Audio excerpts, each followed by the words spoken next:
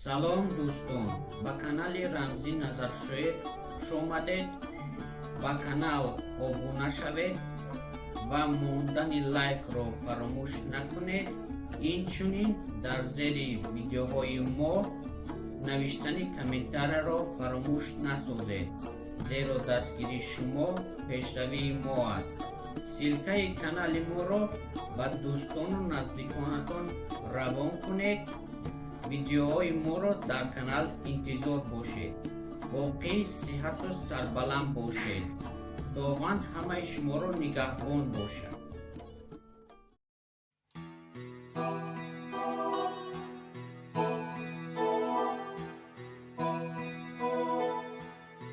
پدری با پسری گفت به قهر که تو آدم نشوی جانی پدر.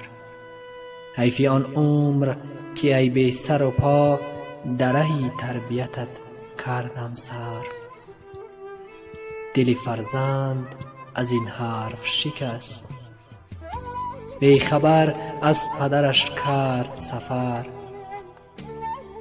رنجی بسیار کشید و پس از آن زندگی گشت به کامش چو شکر. عاقبت شهرت و والایی یافت، حاکم شهر شد و صاحب زر. چند روزی بگذشت و پس از آن امر فرمود به دیدار پدر. پدرش آمده از راهی دراز، نزد حاکم شد و بشناخت پسر. پسر از غایت خودخواهی و کبر نظر انداخت به سر و پای پدر.